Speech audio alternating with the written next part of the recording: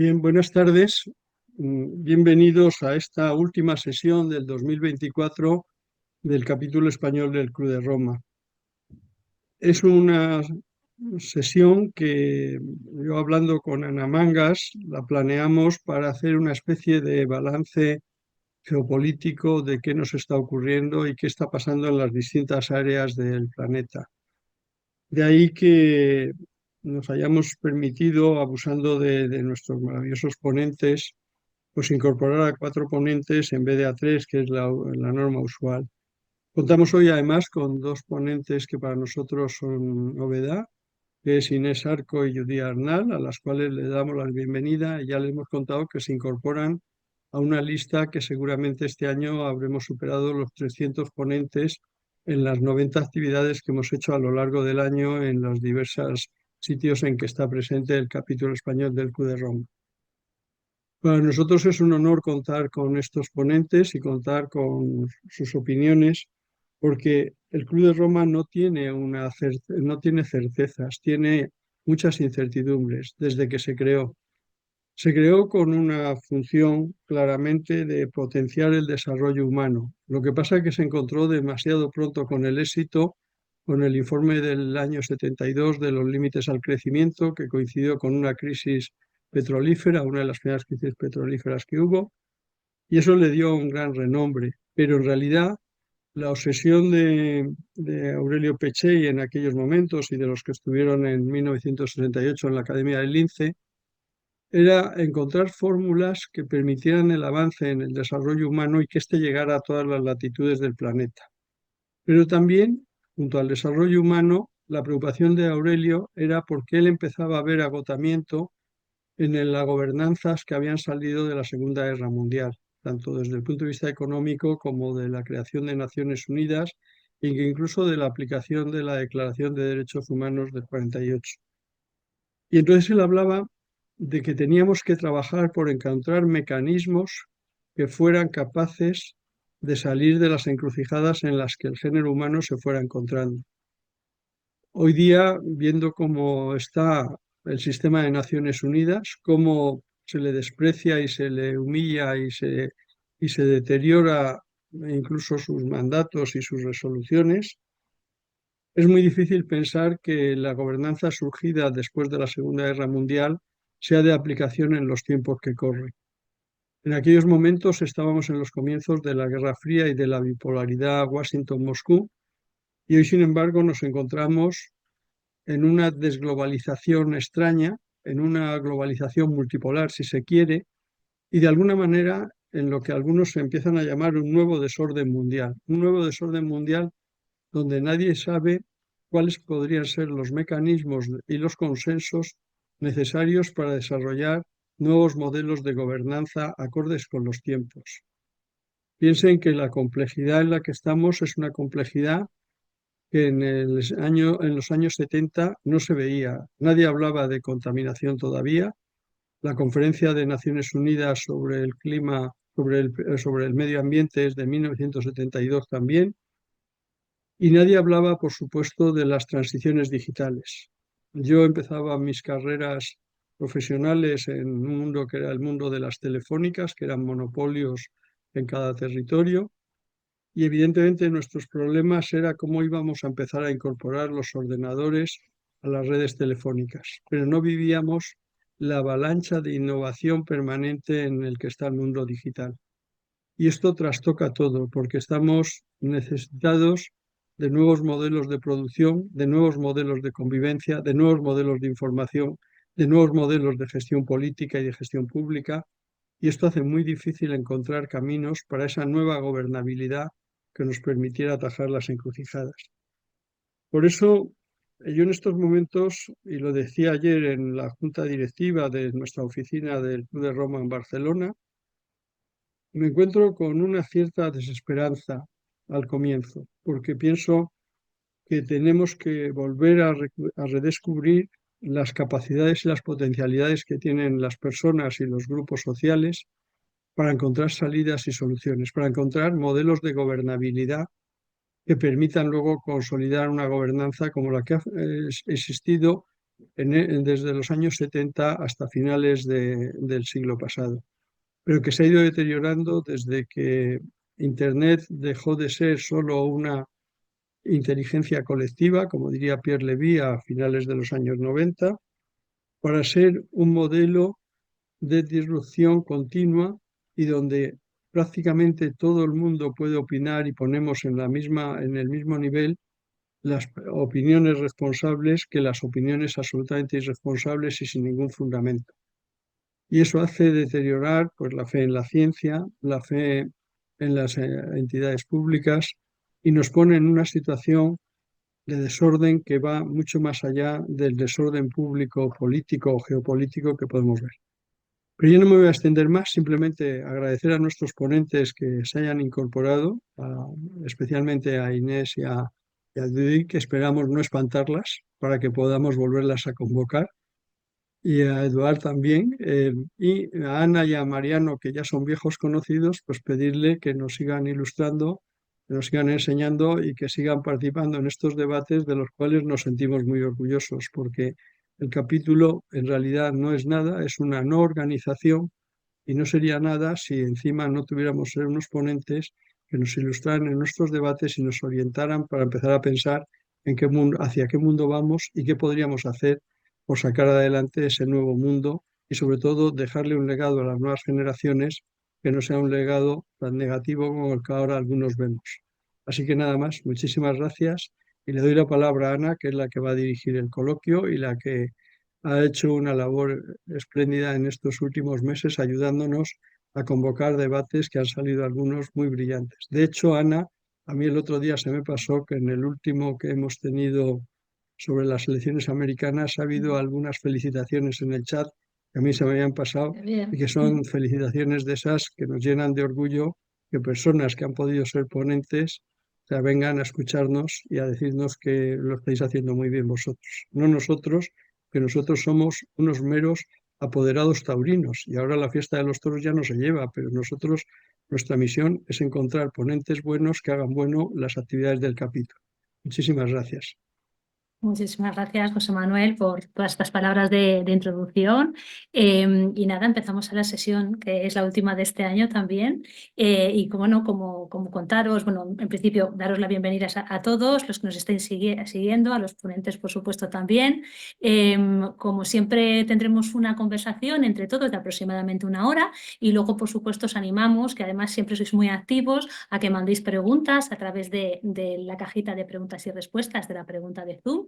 Así que os podéis animar, no hace falta que esperéis al final, sino las podéis ir mandando a lo largo de toda la sesión y yo prometo hacer todo el esfuerzo para recabar el máximo posible de ellas y luego formulárselo a los expertos de hoy, que como bien decía José Manuel, normalmente suelen ser 3, esta vez son 4, pero no es fruto del azar, sino que justamente todos ellos, los 4, comparten una visión muy global de todas las dinámicas que se están produciendo y las transformaciones que se están produciendo en el escenario internacional, pero al mismo tiempo también cada uno tiene sus espacios de expertise y de investigación, ¿no? Pues Judith en la parte económica y también en cuestiones digitales, Inés en toda la política en Asia, especialmente también en China, Eduard conoce muy bien todo el espacio MENA y además acaba de participar en una publicación también sobre la política exterior europea en un espacio fragmentado que tiene muy buena pinta y lo recomiendo, y Mariano sabe de prácticamente de todo y de muchísimas cosas, pero conoce también muy bien la política exterior estadounidense, gobernanza, multilateralismo y seguridad. Por lo tanto, la idea es ir poniendo piezas de este gran puzzle, a ver si podemos arrojar toda la luz posible. Posiblemente salgan a veces más preguntas que respuestas, pero bueno, en la medida de lo que podamos, intentar arrojar luz un poco en qué punto estamos y también ese esfuerzo de mirar un poquito hacia dónde podemos ir, teniendo en cuenta que dentro de nada estrenamos 2025. Entonces, dicho esto, hago presentaciones rápidas. Mariano Aguirre es investigador asociado de Chatham House y asesor de la red de seguridad inclusiva de la Fundación Friedrich Ebert y autor además del libro Guerra Fría 2.0. Inés Arco, que también es por primera vez también participa, que es investigadora de CIDOB, como comentaba, especializada en Asia Oriental y en política china. Judith Arnalt, que es investigadora principal de CEPS y del Real Instituto Elcano. Y Eduard Soler, que le hemos tenido alguna vez también por aquí, si no recuerdo mal, que es profesor agregado de Relaciones Internacionales en la Universidad Autónoma de Barcelona. Así que bienvenidos.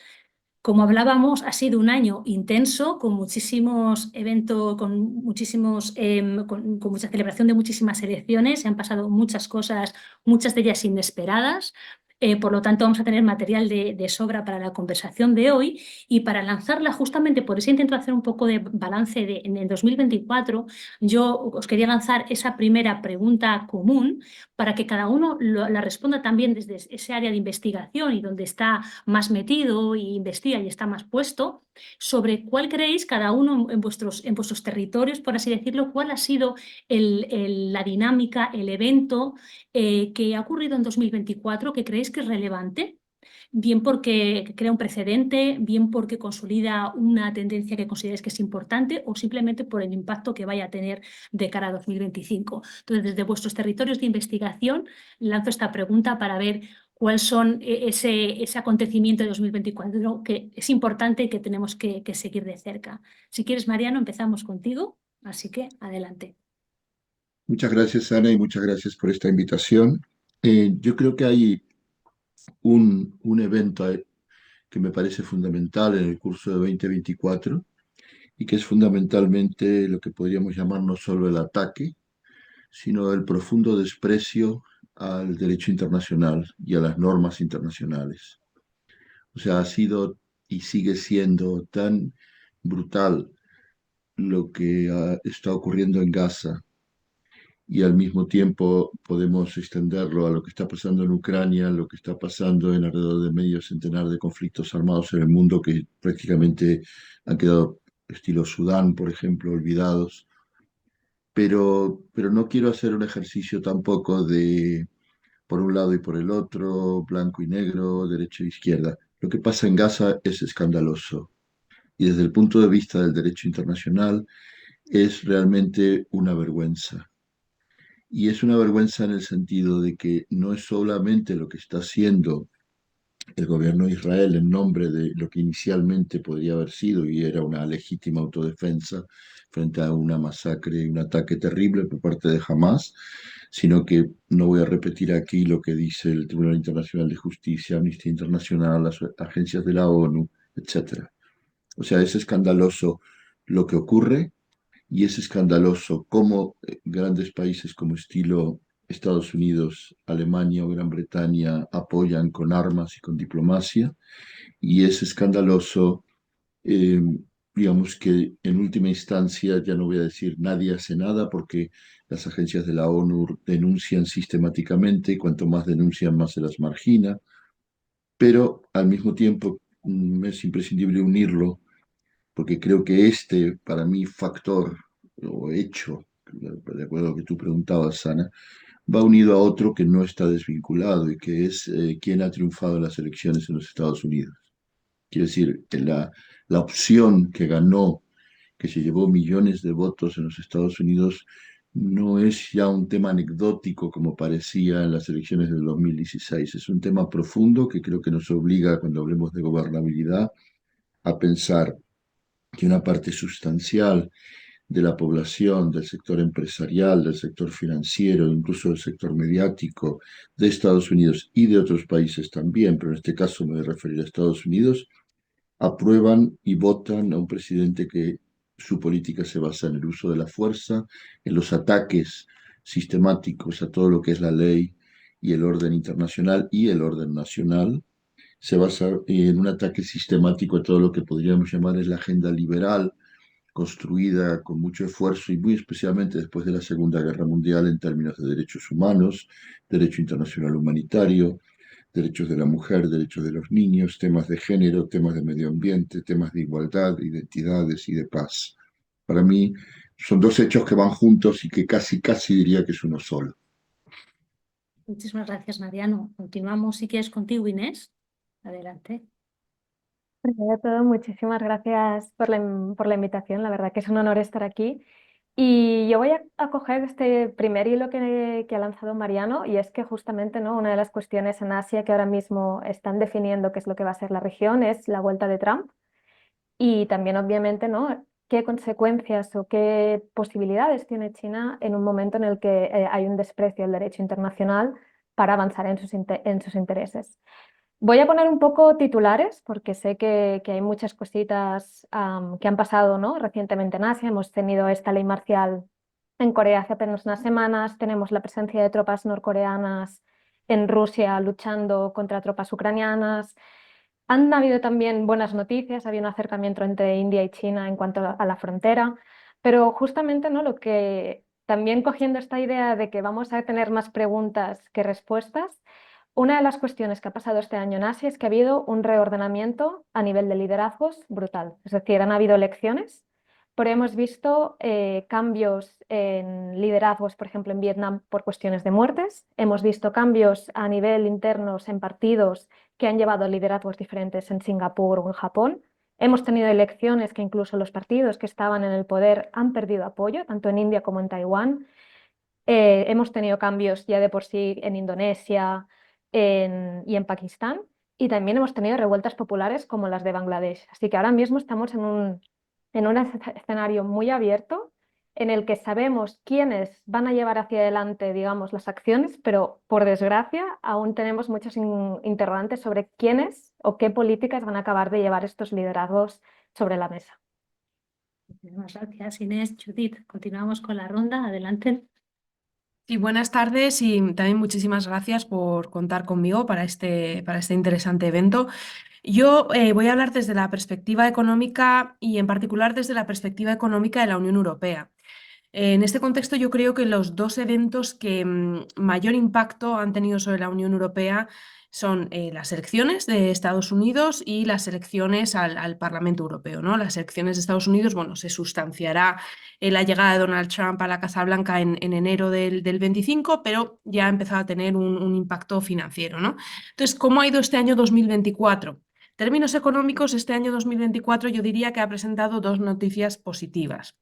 En primer lugar, se ha registrado claramente una desaceleración de la inflación, y en segundo lugar, tanto el crecimiento económico como el empleo han resistido bastante bien las subidas de tipos de interés de los bancos centrales, es decir, esa política monetaria expansiva. Los mercados bursátiles también se han comportado muy bien, sobre todo desde que se ha sabido que Donald Trump llegará a la Casa Blanca en enero. Ha habido un rally bursátil, también un rally en los precios de los criptoactivos y una clara apreciación del dólar. En mercados de deuda pública yo diría que ha destacado especialmente la subida de la rentabilidad de la deuda pública a 10 años de Francia en 50 puntos básicos, y esto ha dado lugar a que a día de hoy la deuda pública de Francia tenga una rentabilidad mayor que la de España. En estos momentos el 10 años francés cotiza unos 10 puntos básicos por encima del español y 30 puntos básicos por encima del portugués. Esto lo que implica para los no economistas es que la prima de riesgo de Francia con respecto a Alemania está por encima de la de España o Portugal. ¿Quién habría dicho esto, ¿no?, hace 10 años o incluso hace 5 años? Entonces esto lo que viene a evidenciar es tanto la fragilidad fiscal como también política en que se encuentra Francia. 2024 también ha sido un año que ha evidenciado la fragilidad económica de Alemania y también política. Todos vemos cómo ha colapsado la gran coalición, y de hecho pues ya el canciller alemán Olaf Scholz ha perdido la cuestión de confianza y habrá elecciones el próximo 23 de febrero. Entonces creo que este año ha sido el año de la constatación de una serie de errores que se han cometido en Alemania. Para empezar, errores de naturaleza geopolítica, es decir, ya se ha constatado como el hecho de que Alemania confiara en el gas natural procedente de Rusia y cerrara sus centrales nucleares no ha sido positivo para su industria manufacturera. Errores de naturaleza tecnológica, es decir, una gran confianza en la industria mecánica, en la ingeniería mecánica, química, y no tanto en la digitalización, y esto se ve, por ejemplo, en la ventaja competitiva que tiene Alemania en el vehículo del motor de combustión interna, pero no en el vehículo eléctrico, que parece que va a ser el futuro. Errores también de naturaleza económica, con un ahorro público muy elevado y una escasez de inversión, que se ha acabado viendo, por ejemplo, en infraestructuras. Y finalmente, errores de naturaleza empresarial, pues como se ha visto, por ejemplo, en años pasados con los escándalos del Dieselgate de Volkswagen o el escándalo contable de Wirecard. Entonces yo creo que la inestabilidad política en Alemania y este conjunto de errores han venido a colapsar en este año 2024. Entonces lo que vemos en estos momentos es que en la Unión Europea tenemos al motor franco-alemán en una situación no muy sólida. Y esto contrasta con la buena marcha de la economía española. Es cierto que empezamos el año 2024 con unas previsiones de crecimiento económico del 1,5%, pero a lo largo del año ha habido una serie de revisiones al alza, también relacionadas con revisiones hacia atrás del Instituto Nacional de Estadística, y es muy probable que este año 2024 la economía española cierre con un crecimiento económico del 3% del PIB, que esto pues, nos pone a la cabeza de las economías más avanzadas en crecimiento económico. Entonces, ¿en qué se apoya? ¿En qué se ha apoyado este crecimiento económico en España en el 24? Pues fundamentalmente en el empleo, en consumo público y también en exportaciones, en un comportamiento muy dinámico de exportaciones, sobre todo de servicios, tanto turísticos como no turísticos. Y otra economía que también se ha comportado de manera muy dinámica es la economía estadounidense, que también pues, crecerá en torno al 3% este año, apoyada pues, en consumo público y en empleo gracias a flujos migratorios. Entonces, 2025 pues, es un año que encaramos con bastante incertidumbre, diría yo, incertidumbre sobre todo porque no sabemos qué va a pasar con las políticas económicas de Donald Trump, ¿no? O sea, ha anunciado una serie de medidas que aparentemente van a ser muy agresivas en materia comercial, en materia fiscal, en materia financiera. Vamos a ver si se sustancian, porque al final Donald Trump es más político, es más hombre de negocios que político. Vamos a ver si todo esto se sustancia, pero bueno, básicamente esta es la situación actual, ¿no? Una clara debilidad del motor franco-alemán, fortaleza por parte de Estados Unidos y España resistiendo con un crecimiento económico cuya composición yo creo que debería cambiar a futuro. Y lo dejo aquí. Bien, gracias Judith. Eduard, tu turno. Sí, sobre Oriente Medio, ¿no? Y José Manuel decía, parecía que nos exhortabas también a que te diéramos elementos de optimismo, ¿no? Y alguien que trabaja sobre Oriente Medio, te decir que no es fácil, pero como acontecimientos del año 2024 sí que ha pasado algo muy importante y de forma muy reciente, y que podríamos decir que en la forma en que ha sucedido de forma bastante inesperada por su precipitación y por el bajo nivel de violencia a pesar de la violencia acumulada. Evidentemente me estoy refiriendo al 8D, a la caída de Bashar al-Assad, el dictador sirio, ¿no? Después de una guerra civil cruenta desde el año 2011, con cerca de 400.000 muertos y 12 millones de desplazados internos y refugiados, ¿no? Si los sumamos. Por lo tanto, de alguna forma estamos tan cerca de este acontecimiento que nos cuesta todavía valorar las implicaciones, pero a aquellos que nos dedicamos a Oriente Medio vemos la caída de Al-Assad como un factor con una onda de choque expansiva en la reconfiguración de Oriente Medio clarísima. Es decir, estamos en un cierto momento de aceleración, de conjunción de factores. Y estamos en las puertas, ¿no? De entender cómo será este Oriente Medio después del 7 de octubre y de la represalia israelí en Gaza y también después de la caída de Bashar al-Assad con enormes incertidumbres, evidentemente. Pero en Oriente Medio no es solo importante lo que pasa, sino lo que no pasa. Y lo que no pasa, como decía Mariano al principio, es la paz.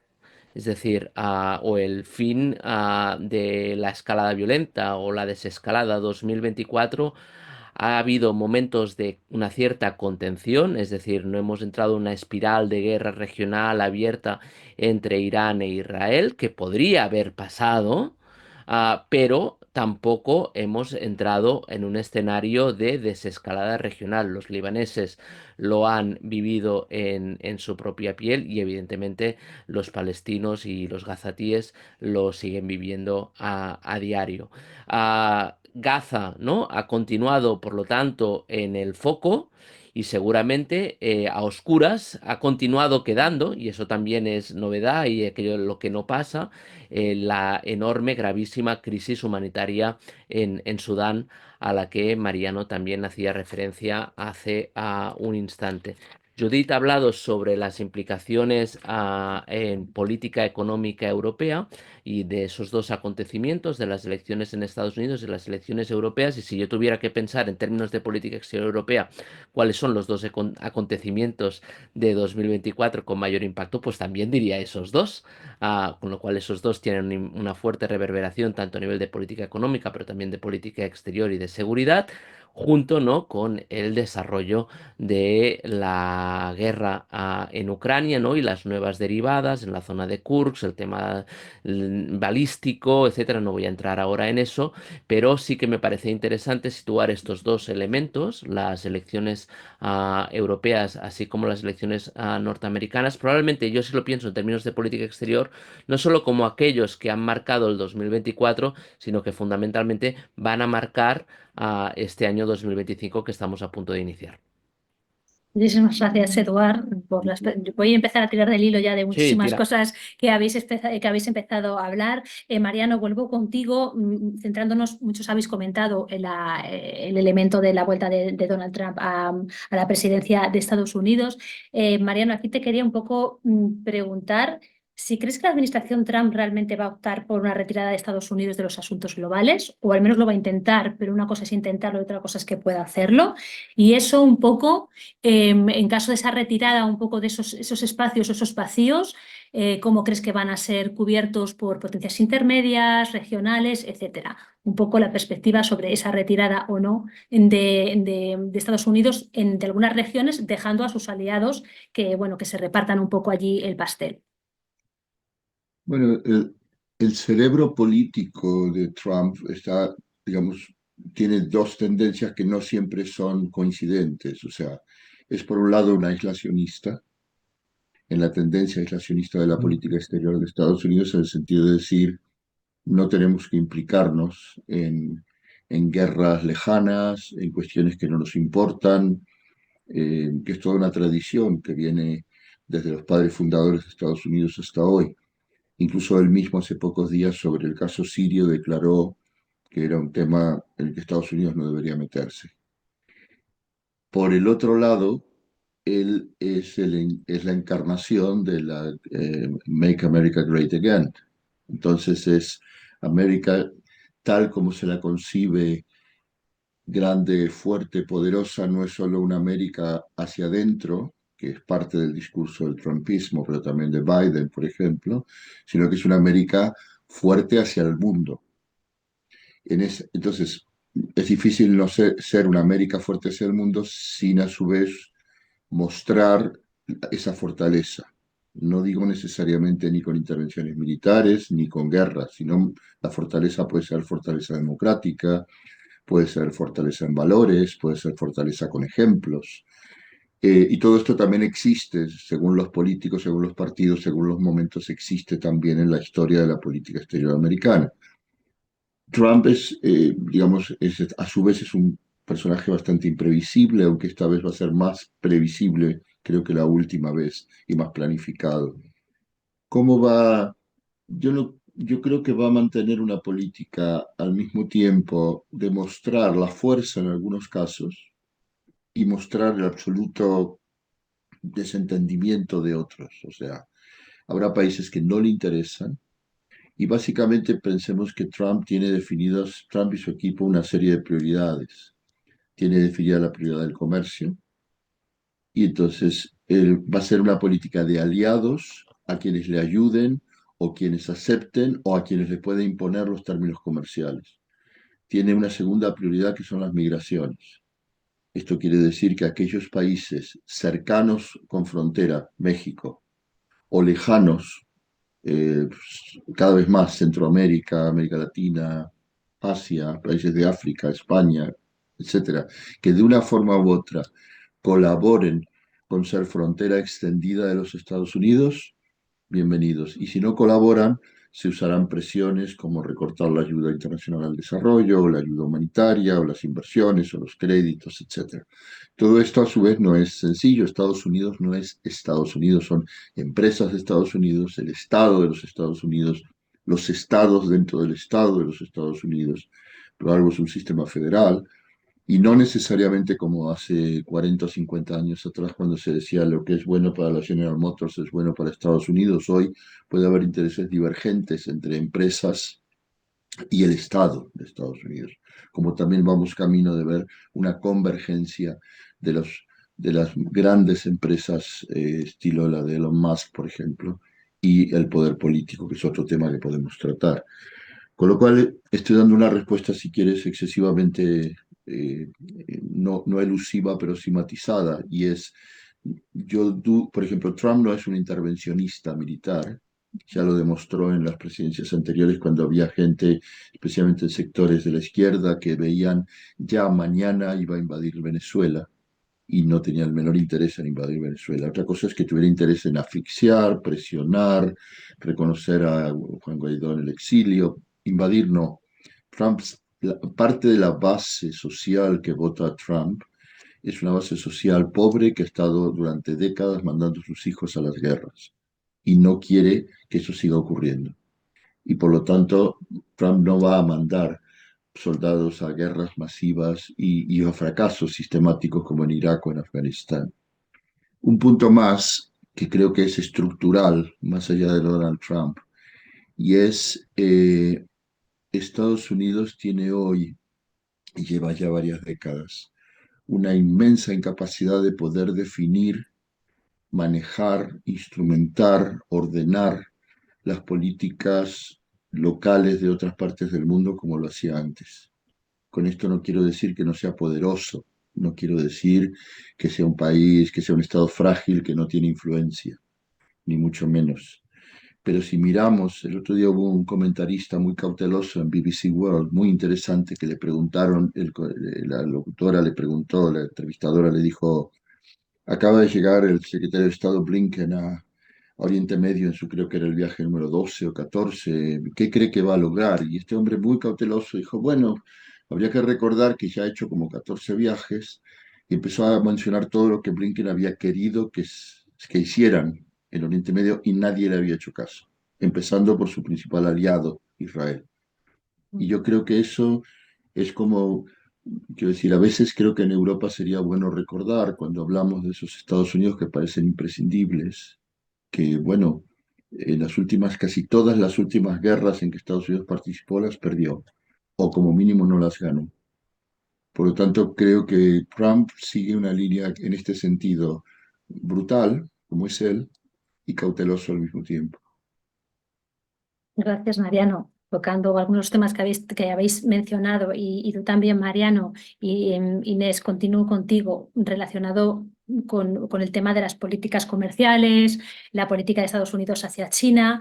Quería un poco preguntarte si China ha hecho los deberes para prepararse para esta administración Trump, o sea, el impacto si realmente al final se imponen esos aranceles, si crees que está preparada para afrontarlos y también el impacto que puede tener estos aranceles también y una política más proteccionista económica por parte de Estados Unidos, también para los propios aliados asiáticos de Estados Unidos, o sea, Japón o Corea del Sur. Entonces, un poco a ver en qué punto están, ¿no? Si estaban preparados para un poco lo que creemos que viene. En el caso de China, sí, es decir, creo que China ya en la primera administración Trump empezó a tomar nota y después con el inicio de la guerra, bueno, la invasión rusa de Ucrania, empezó también aún más a mirar cómo se puede, en cierta manera, conseguir una autosuficiencia y una cierta estabilidad interna, bueno, un poco más desenganchada del mundo. ¿Qué es lo que hemos visto principalmente? Primero de todo, una de las cosas que ha pasado es que desde la primera administración Trump ahora, el número de exportaciones chinas que iban a Estados Unidos ha caído. Es decir, ha pasado de un 17% a un 12%. Sigue siendo muy significativo, siguen teniendo unos vínculos muy importantes, pero es verdad que ya la exposición, digamos, comercial entre ambos países se ha disminuido un poco. Aquí también, sobre todo, mencionar, ¿no? de que ha habido una continuidad muy clara desde la primera administración Trump a Biden y ahora esta segunda, sobre todo en el tema de la tecnología, ¿no? Ya vimos cómo Biden ha ido introduciendo también estos controles de exportaciones que se sumaban a las aranceles de la primera guerra comercial entre ambos. Y esto, ¿no?, también ha acabado con hace apenas unas semanas la última ronda, digamos, de controles de exportaciones por parte de la administración Biden, en la que ya se controlan elementos de maquinaria y de software. Esto justamente, ¿no?, lo que hemos visto es que tanto aliados europeos como Holanda como Japón se han unido a implicar estas restricciones para que China pues, no pueda desarrollar toda su industria, digamos, manufacturera en el tema de los semiconductores. Y si lo comparamos con otros sectores tecnológicos en los que China aún así ha ido creciendo, como digamos los vehículos eléctricos o las placas solares, el de los semiconductores es verdad que ha habido una ralentización muy fuerte desde el inicio de esta guerra comercial, sobre todo en el terreno tecnológico. Aún así, hay que tener en cuenta que en los últimos años, justamente, pues China está creando un ecosistema doméstico muy importante. Han habido algunos breakthroughs en los últimos meses, por ejemplo, máquinas litográficas que son capaces de crear no los semiconductores, pero digamos, las litografías para poder hacerlo que hace 2 años eran completamente imposibles.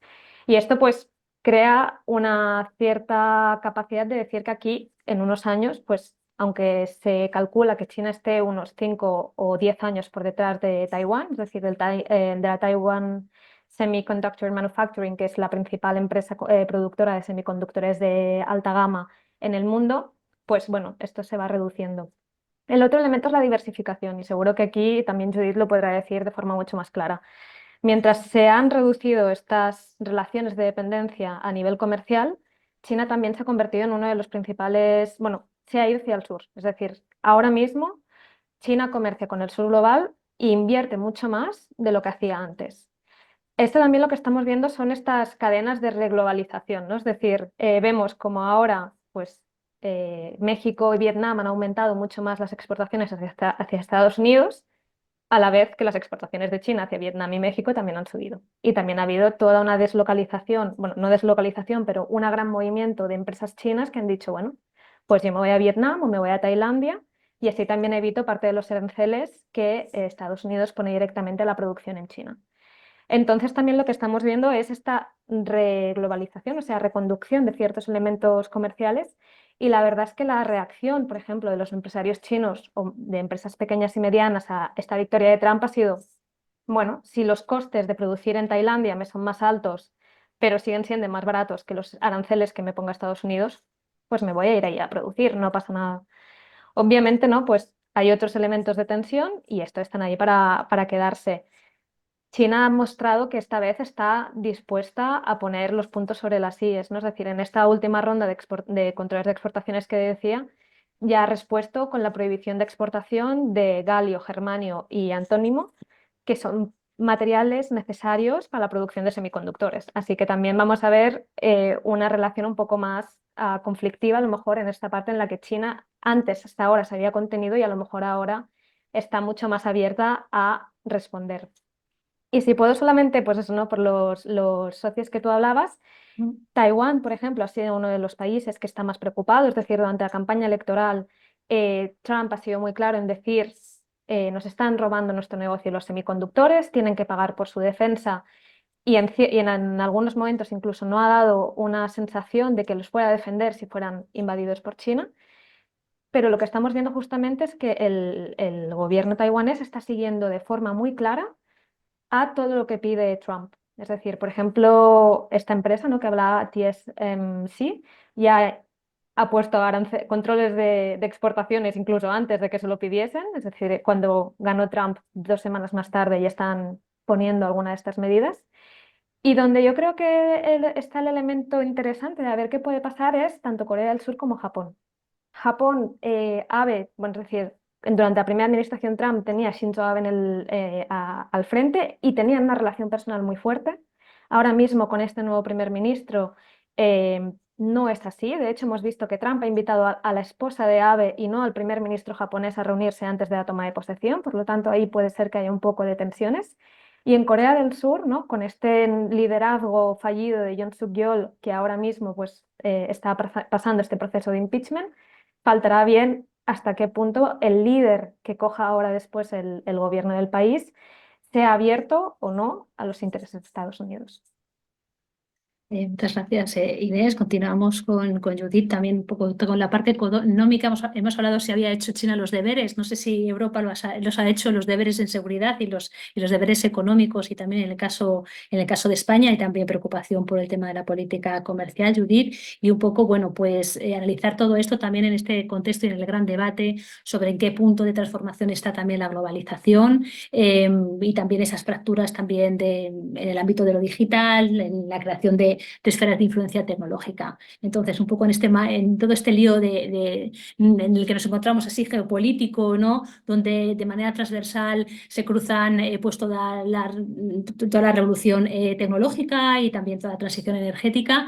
¿En qué punto está Europa, teniendo en cuenta pues los riesgos que implica también para Europa desde el punto de vista de seguridad y económica la administración Trump? Pues muchas gracias por la pregunta. Yo creo que la Unión Europea se está obsesionando demasiado y de manera probablemente equivocada con dos cuestiones. Uno, la llegada de Trump a la Casa Blanca, y dos, el concepto de competitividad de la Unión Europea. Me voy a explicar. Obviamente, si Trump adopta políticas proteccionistas, va a ser negativo, no solo para el resto del mundo que comercia con Estados Unidos, sino como para el propio Estados Unidos, ¿no? Al final, las políticas arancelarias son políticas inflacionistas, por definición. También las políticas fiscales expansivas que está planteando Donald Trump son inflacionistas, y del mismo modo la política migratoria que parece que está planteando también sería inflacionista, porque supondría una reducción de la oferta de trabajo y por tanto presionaría los salarios al alza. Entonces, esto me lleva a pensar que aunque haya tensiones comerciales, es muy probable que no esté en el interés de Donald Trump adoptar medidas muy proteccionistas. Para empezar, también porque está librando, como comentaba Inés, una guerra tecnológica con China, y para librar esta guerra tecnológica Donald Trump necesita aliados. Así se entiende, por ejemplo, la presión que ejerció la administración Biden al gobierno neerlandés y a la empresa que comentaba Inés de máquinas litográficas ultravioletas, ASML, para que introdujeran controles a las exportaciones. Así se entiende también la presión que ejerció la administración Trump 1 para que la Unión Europea prohibiera contratar como proveedores de infraestructuras tecnológicas a determinadas empresas chinas, Huawei y ZTE en concreto, cosa que al final no sucedió. No en todos los Estados miembros de la Unión Europea se adoptó lo que se conoce como la caja de herramientas ciberseguridad 5G, con una implementación muy heterogénea. Y al final también para Estados Unidos la Unión Europea es un socio comercial muy importante. Entonces, yo sinceramente creo que la Unión Europea, lejos de estar totalmente alarmada con la llegada de Trump, lo que tiene que hacer es asumirlo y sentarse a negociar cuando llegue el momento y pensar en qué elementos podemos ceder. Pues, por ejemplo, la propia presidenta de la Comisión Europea, Ursula von der Leyen, ha hablado de aumentar las importaciones de gas natural licuado. Creo que también pues, podemos plantear la posibilidad de introducir un mecanismo de control de inversiones salientes, que es algo que acaba de hacer Estados Unidos y que parece que quiere que la Unión Europea siga. Podemos también pues, llevar a cabo negociaciones sobre tipos arancelarios. Yo creo que hay una serie de cuestiones donde se puede negociar. Entonces, creo que hay que reducir el alarmismo. También creo que nos estamos centrando demasiado en el concepto competitividad de la Unión Europea, y ahí está pues, el informe Draghi. A mí, por cierto, me gusta más el informe Letta que el informe Draghi, porque creo que el informe Letta trata sobre el mercado interior, que efectivamente es algo que hay que apalancar, y en particular en las tres áreas que se mencionan: servicios financieros, energéticos y telecomunicaciones. Pero el informe Draghi, sin quitarle mérito, me parece, uno, que se apoya en el concepto de competitividad, que como tal no es un concepto que esté solidificado a nivel económico. La competitividad puede querer decir prácticamente cualquier cosa. En función de lo que nos interese, podemos introducir algunos factores bajo el paraguas de la competitividad o podemos extraerlos. Lo que sí que es un concepto económico definido es la productividad. Entonces, creo que ya se parte de utilizar un concepto que es políticamente manipulable. Y el segundo elemento que me preocupa es que estamos hablando de la Unión Europea. Como si todos los países que conformamos la Unión Europea tuviéramos el mismo nivel en los distintos factores que explican la competitividad.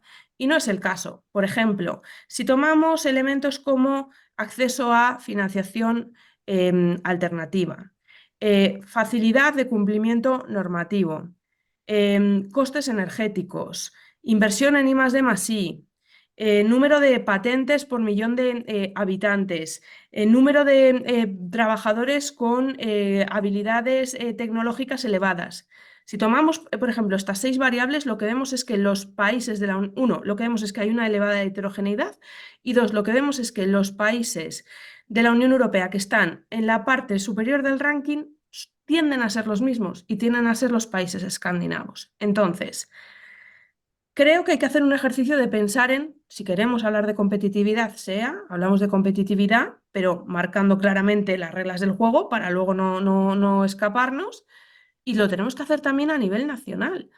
Y quizás ni siquiera necesitamos mirarnos en el espejo de Estados Unidos, podemos mirarnos en el espejo de Suecia o de Dinamarca, que en muchos de estos elementos están muy por encima de la media de la Unión Europea.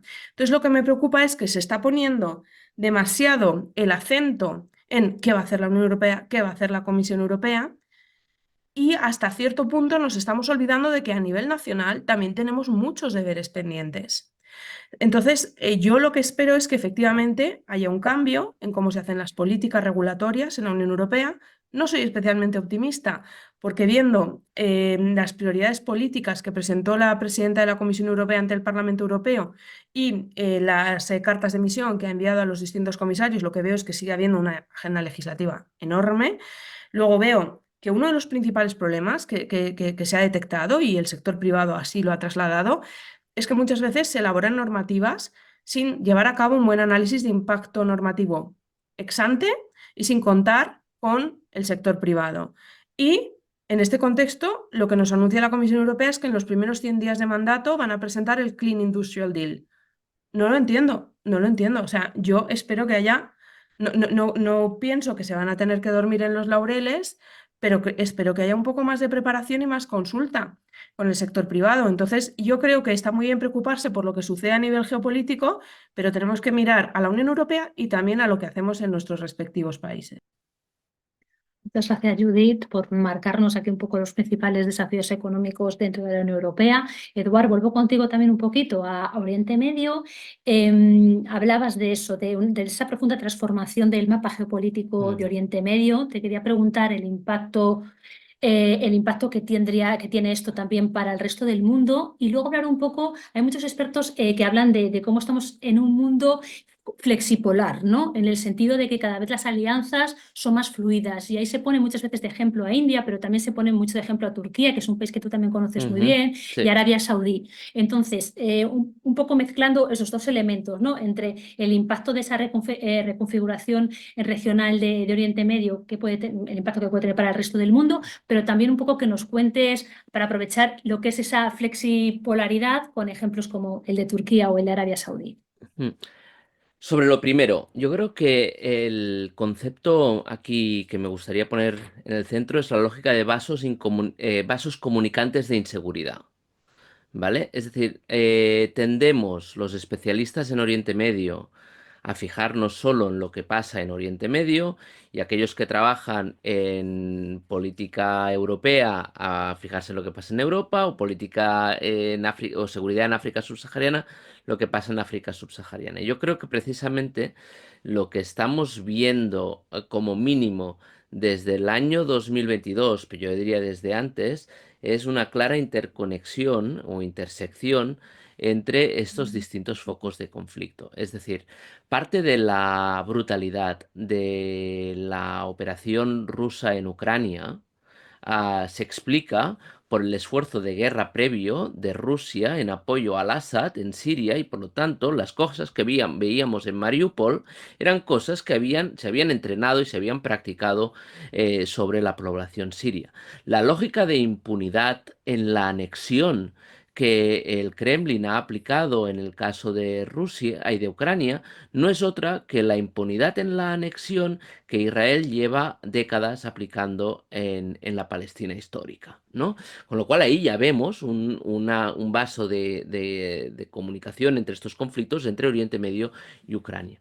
No podemos entender la caída de Al-Assad sin entender que el elemento determinante es el debilitamiento extremo de sus apoyos internacionales, Irán y Rusia. Y eso se explica por lo que está pasando en paralelo a partir del 7 de octubre, pero también por el escenario ucraniano. No podemos entender el desastre humanitario en Sudán sin el esfuerzo de guerra en Ucrania, porque la extracción de oro en Sudán con intermediación de Emiratos Árabes Unidos, que es uno de los elementos claves que nos explican la lucha de poder en Sudán, se explica por la necesidad que tiene también el Kremlin de acudir a esas reservas de oro para, digamos, bypass, no me sale en castellano, de circunvalar, saltarse, de forma más coloquial, a las sanciones y mantener el esfuerzo de guerra, ¿no?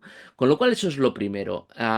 Oriente Medio, que algunos en Estados Unidos, como decía Mariano hace un rato, pues seguramente han tenido esa voluntad de desenganche, ¿no? Para centrarse en otras cosas, sistemáticamente se nos vuelve a poner en el centro, ¿no? A lo mejor que por algo es medio, ¿no?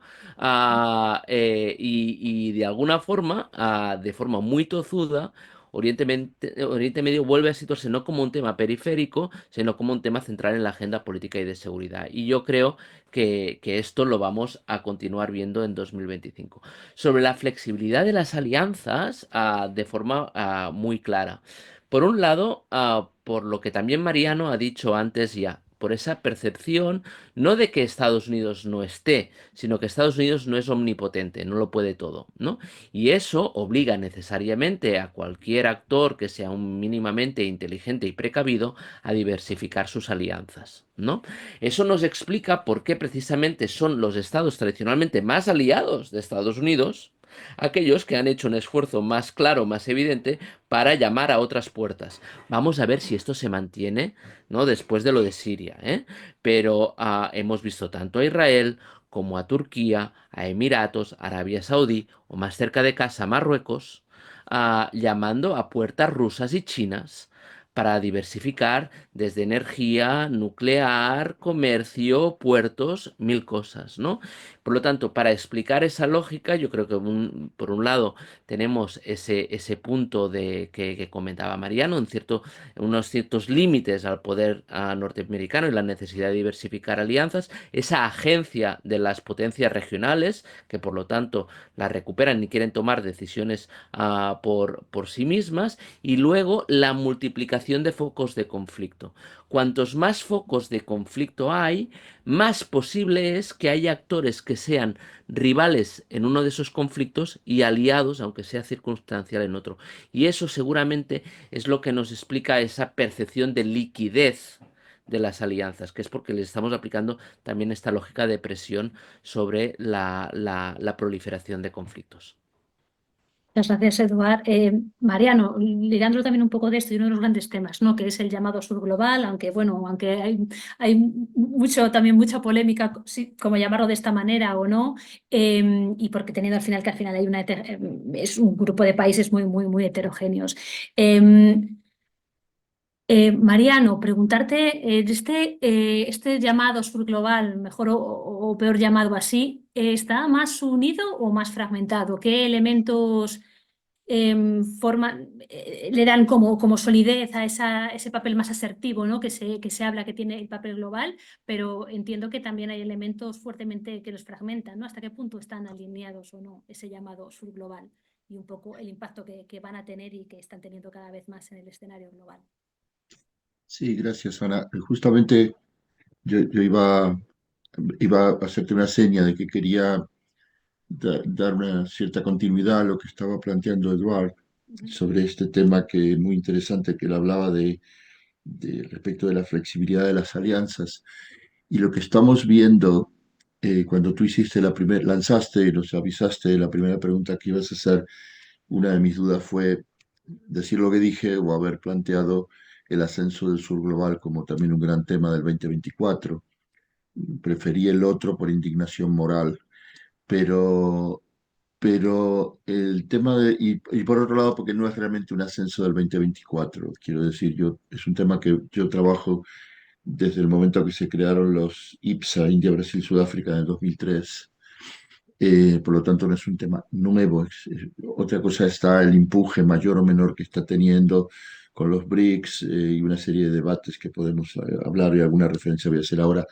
Pero en concreto sobre lo que Eduardo estaba planteando, hay un tema muy interesante y yo creo que podríamos decir que hay países grandes, los llamados emergentes, India, Brasil, Sudáfrica, por ejemplo, pero también hay algunos pequeños, Barbados, muy pequeños, que están aplicando una flexibilidad pragmática muy interesante, que precisamente lo que hacen es, hay un libro de un analista de Estados Unidos que cuenta en una parte como es un periodista del New York Times haciendo una serie, haciendo un gran reportaje sobre lo que llama, se pregunta si hay una Segunda Guerra Fría, sí o no, y dice que una de las grandes diferencias con la Guerra Fría anterior, si es que ahora hay una, es que llegado el caso que fue a entrevistar una serie de líderes políticos en pequeñas islas del Pacífico, encontró un consenso de decir, decirle a Estados Unidos, no nos obliguen a elegir. O sea, podemos ser aliados de Estados Unidos, ser proamericanos, llevarnos muy bien con ustedes como hemos hecho siempre, pero queremos tener la libertad y el espacio para poder hacer otras alianzas u otros acuerdos económicos con otros países. Hay un caso que a mí me parece espectacular y es probablemente salvo el gobierno actual, que de todas maneras no es anti-Estados Unidos, los gobiernos de Colombia se han mostrado durante décadas pro Estados Unidos a fondo, que sí es un gran aliado de los Estados Unidos. Hay un proyecto en Colombia que llevan más años que 100 años de soledad en querer construir lo que es el metro de Bogotá. Y cuando por fin decidieron y aprobaron quién iba a ser el metro de Bogotá, se lo dieron a China. Quiero decir, es muy interesante esto. O sea, esa flexibilidad pragmática creo que marca en gran medida, podríamos decir, quizás exagerado nuestro tiempo, pero marca en gran medida las relaciones de política económica en las que estamos viviendo. Eh, eh, por ejemplo, Brasil es un país cuya política exterior es muy diversa. Quiero decir, es un país que tiene una política exterior con acuerdos con China que van aumentando. Al mismo tiempo, ha puesto un freno de no entrar en el gran proyecto chino lo que se llama todo esto de la nueva ruta de la seda y del comercio y de las industrias chinas. Y por el otro lado, sin embargo, está firmando constantemente nuevos acuerdos, están negociando con China duramente sobre entrar o no entrar en determinados proyectos, han tenido una disputa, literalmente podríamos hablar de una trifulca con Elon Musk y sus empresas de comunicación, y al mismo tiempo en la reunión del G20 anunciaron que le daban el gran contrato de comunicación a China, pero al mismo tiempo Lula coquetea con Estados Unidos, al menos con Biden, y ha sido un gran promotor, si es que ahora se aprueba en todos los países europeos, el gran promotor de revitalizar el acuerdo de Mercosur con la Unión Europea. O sea, es todo un ejemplo de toda esta flexibilidad.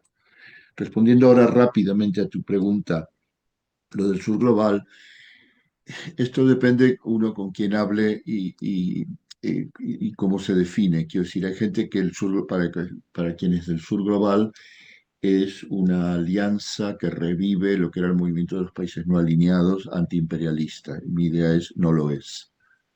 No es una alianza anticapitalista, no es una alianza antiimperialista. Para otros es una especie de brisa democrática que viene del sur, tampoco. Modi, presidente de la India, no es un demócrata. Eh, para otros esto es simplemente es un escaparate para la dominación creciente de China. Podría serlo, pero no lo es tampoco, porque hay otros intereses fuertes dentro de los BRICS y dentro del sur global, como es por ejemplo la India, que le disputa a China hegemonía dentro del sur.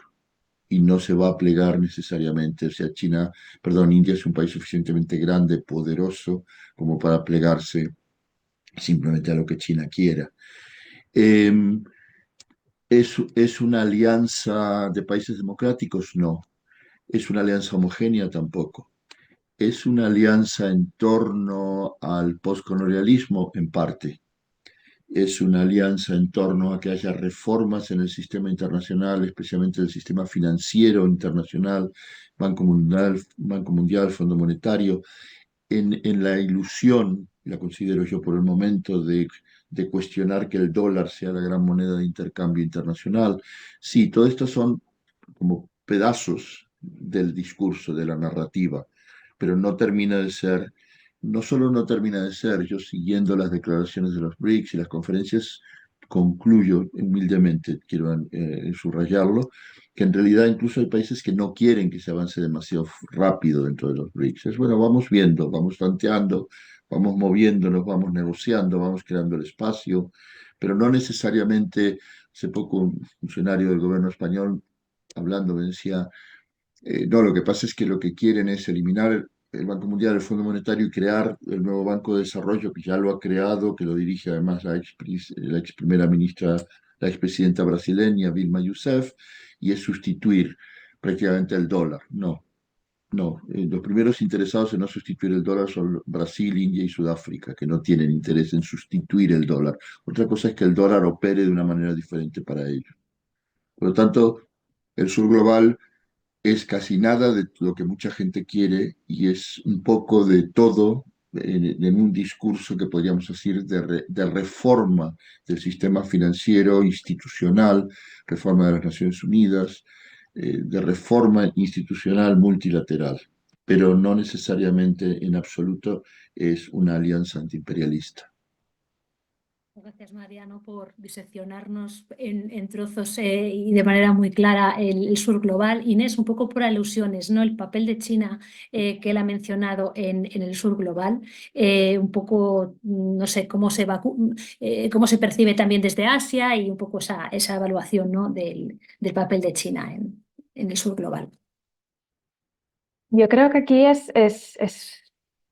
nos da para libro, así que sobre todo yo creo que lo que tenemos que tener muy claro es también cogiendo esta idea que nos estaba lanzando Mariano, que es que el sur global es muy diferente, es decir, la presencia y los intereses de China, por ejemplo, en el sudeste asiático, no son los mismos que puede haber en Oriente Medio, no son los mismos que pueden haber en África, pero sí que es verdad, ¿no? que hay espacios que son más interesantes para China que otros. Para no haceros un mapa mundi, sí que a lo mejor me centraría sobre todo en África, porque creo que es una de estas regiones en las que pues, aparece mucho en los medios de comunicación y es bastante conocido, ¿no? De esta idea del China Freak, ¿no? Es decir, de esta unión, de esta congruencia de China con África. Y es verdad que, por ejemplo, China fue uno de los países que ha creado unos vínculos históricos y afectivos con muchos de estos países, sobre todo en los movimientos postcoloniales, es decir, en los momentos de liberación nacional durante el maoísmo, pero eso no nos explica qué es lo que está pasando hoy, aunque sean narrativas que sigan siendo presentes en las declaraciones de los líderes tanto chinos como africanos. Y esto es interesante también ver la historicidad y los vínculos que aún están presentes.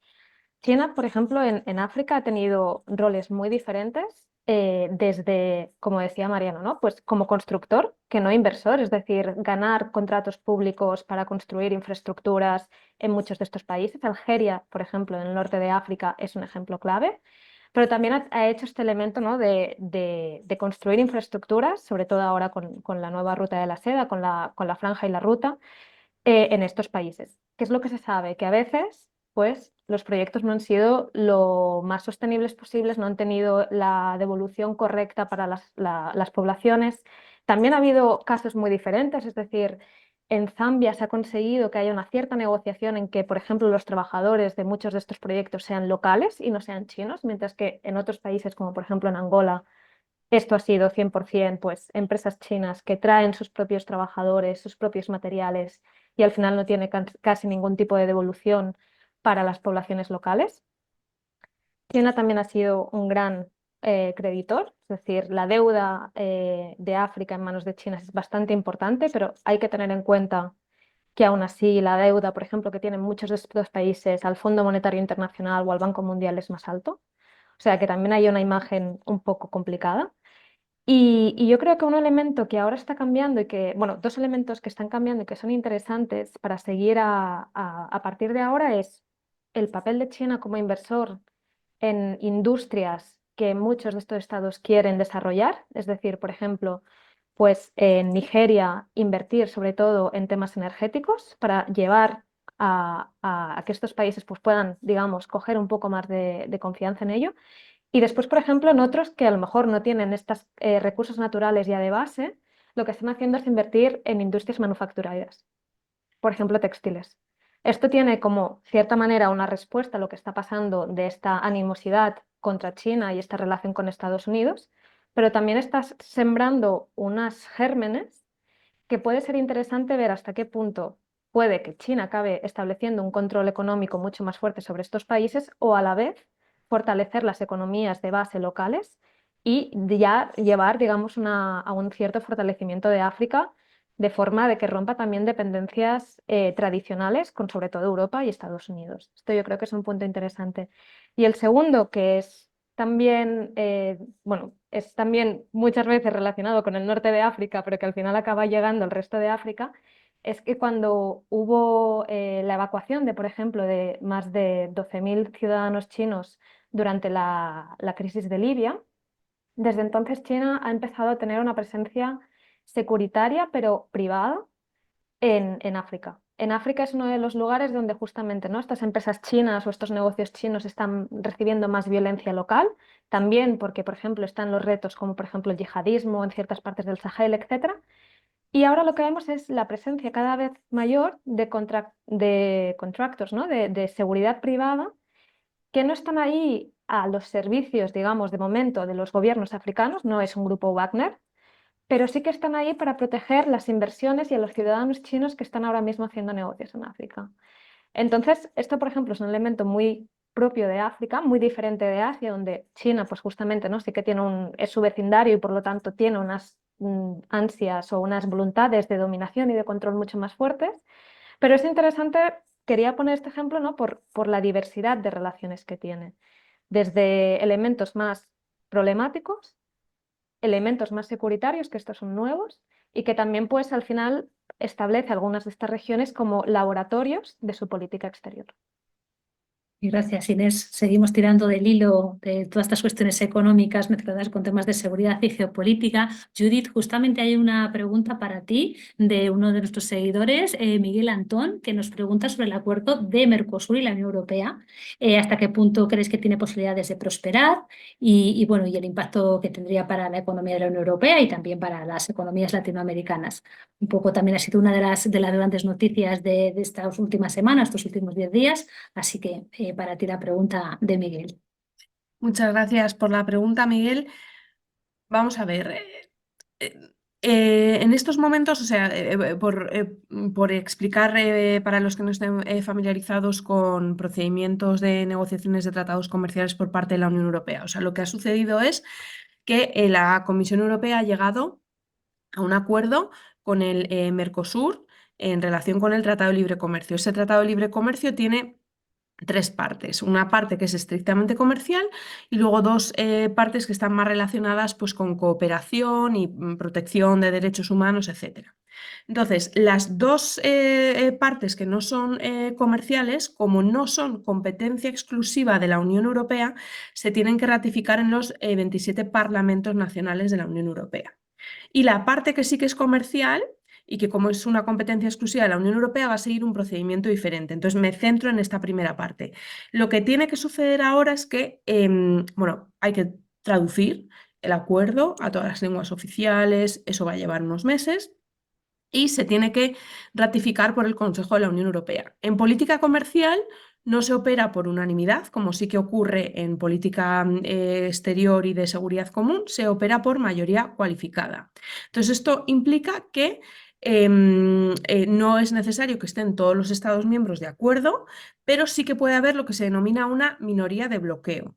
¿Qué es necesario para que haya una minoría de bloqueo? Pues básicamente es necesario que haya al menos 4 Estados miembros que representen el 35% de la población de la Unión Europea que se opongan. De momento parece que se van a oponer al acuerdo Francia, Polonia, que son 2 países muy poblados ya, Austria parece que también, puede que Países Bajos, y se está buscando también el apoyo de Italia. Si esto ocurre, no se va a ratificar el tratado. Entonces, bueno, de momento estamos en una situación de incertidumbre. Creo que este tratado es de los pocos tratados de libre comercio que tiene pendientes la Unión Europea, que realmente tiene la capacidad de crear valor, de crear comercio. Por supuesto, otro sería el acuerdo de libre comercio con Estados Unidos, pero esto está, creo que, totalmente fuera de las cartas. Lo estaba ya con Biden, pues con Trump aún más. Entiendo perfectamente la sensibilidad que esto genera, sobre todo para el sector primario. Ahora pues se está viendo, ayer por ejemplo vi una entrevista, creo que es al presidente de Asaja, que está muy preocupado por el impacto que esto puede tener sobre su sector. En general, el libre comercio, en términos globales, genera beneficios netos, pero esto no implica que no haya ganadores y perdedores. Efectivamente, a pesar de que en su conjunto un tratado de libre comercio sea beneficioso, puede haber determinados grupos de perdedores. No conozco los detalles, pero bueno, por las manifestaciones públicas que está habiendo, parece que agricultores y ganaderos podrían ser un grupo perjudicado. Bien, esto implica que tiene que haber seguramente medidas de compensación, si este es el caso, pero creo que no sería positivo para el conjunto de la Unión Europea que el Tratado de Libre Comercio con Mercosur no saliera adelante por esto. ¿Por qué? Pues por una cuestión ya no solo de comercio, sino muy ligada también a la seguridad económica. Y es que la Unión Europea, bueno, cada 3 años la Comisión Europea hace un análisis de cuáles son las materias primas fundamentales críticas para la Unión Europea. El último análisis es del 2023 e identificó 34 materias primas fundamentales, de las cuales 17 además son estratégicas, con lo cual aún más importantes. Y lo que se ve es que somos muy dependientes de unos pocos países en el aprovisionamiento de esas materias primas. En particular, por ejemplo, en tierras raras somos muy dependientes de China. Tenemos mucha dependencia con respecto de China. Entonces, aquí la Unión Europea, con respecto de China, a diferencia de Estados Unidos, nosotros no queremos desacoplarnos de China, que es lo que quiere Estados Unidos, queremos reducir riesgos con respecto de China. Entonces, esto pasa por una diversificación. Y es evidente que estos países del Mercosur son muy ricos en materias primas fundamentales. Entonces, ya no solo por ganancias de comercio, sino incluso por seguridad económica, este acuerdo de libre comercio nos interesa. Alguien podría decir, bueno, vamos allí, que nos vendan sus materias primas fundamentales y aquí paz y es por gloria. No hace falta tener un acuerdo de libre comercio.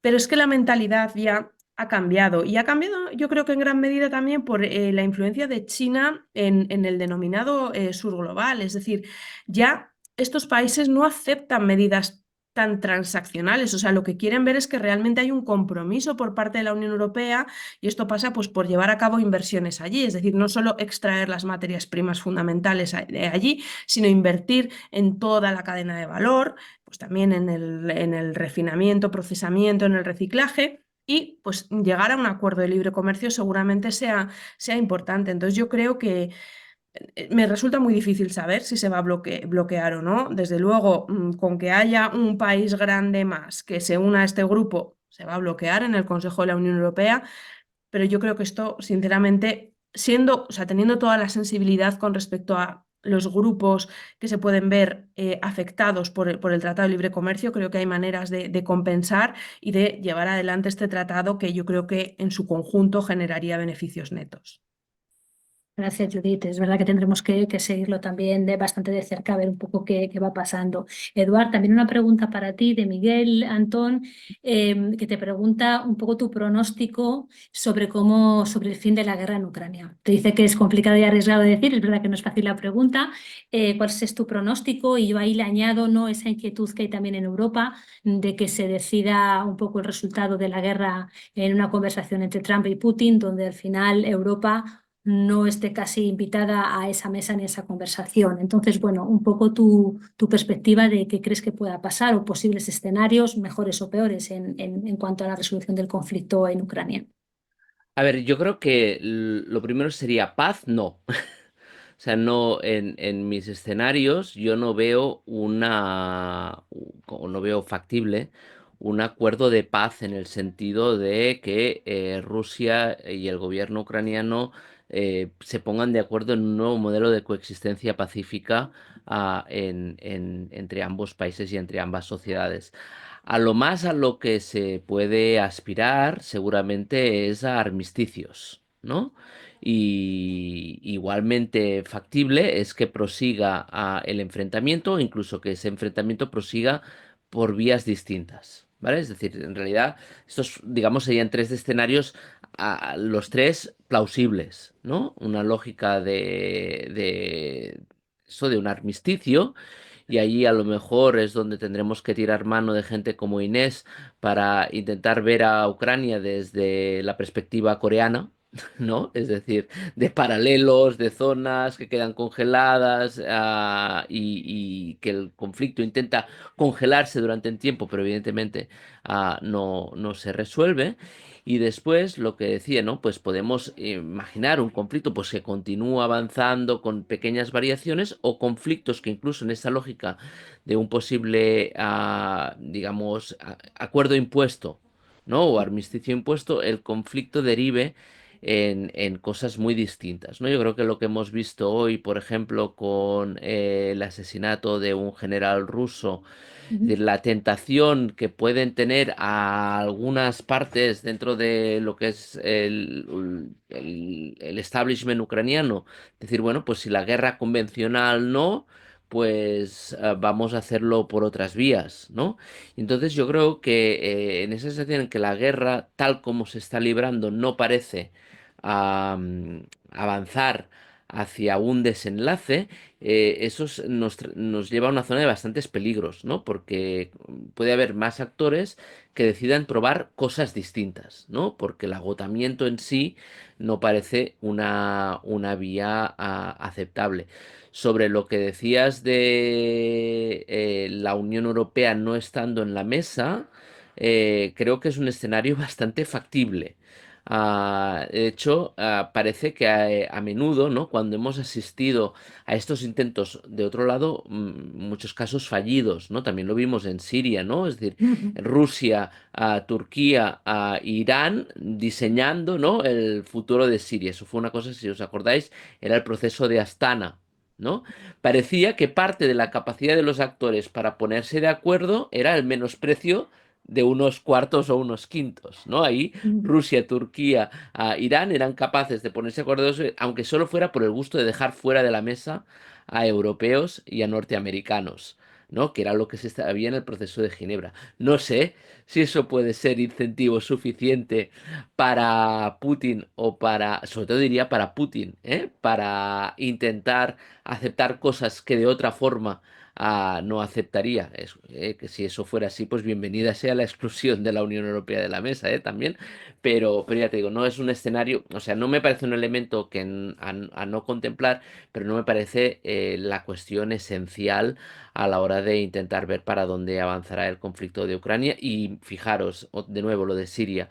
Si yo que estoy trabajando sobre Siria desde el año 2011, si a mí también y a tantos otros nos pilló por sorpresa la precipitación de los acontecimientos en cuestión de semanas, qué sorpresas no puede depararnos cualquier otro conflicto igualmente hiperestudiado como es el conflicto en Ucrania, ¿no? Con lo cual, la mejor receta para aquellos que nos dedicamos a la prospectiva y a la geopolítica también es estar preparados para la sorpresa y tener un cierto margen de cintura para ser capaz de entender cómo las cosas se pueden precipitar hacia otras direcciones a partir de unos acontecimientos totalmente nuevos.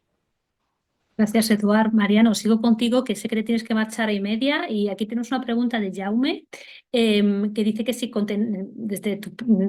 desde vuestro punto de vista van a continuar aumentando en el mundo los regímenes autoritarios, autocráticos, y si se va a seguir fortaleciendo las redes de alianza entre este tipo de regímenes. Bueno, es muy difícil.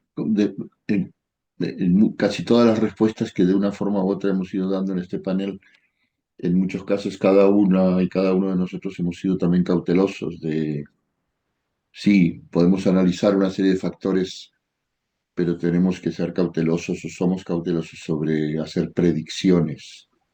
Eh, Sinceramente, yo podría decir que hay una tendencia fuerte, identificada por politólogos y identificada, yo casi diría, por la práctica misma, que es hay una crisis de los sistemas democráticos y una crisis de representatividad, que esto pueda dar lugar, junto con el ascenso de movimientos populistas, especialmente de derechas y de ultraderecha, pueda dar lugar a una especie de fichas de dominó que van cayendo y que ahora en Latinoamérica, por ejemplo, es Javier Milei en Argentina, mañana podría ser un regreso de Bolsonaro o bolsonaristas en Brasil, una tendencia autoritaria de una segunda presidencia del presidente Noboa en Ecuador, puede ocurrir. Sin embargo, coincido mucho sobre el caso sirio, pero que se puede aplicar en otras situaciones en lo que decía ahora Eduardo Soler. Yo creo que ahí tenemos un tema, lo mismo que antes explicaba Judith sobre el Mercosur, sobre campos muy diferentes.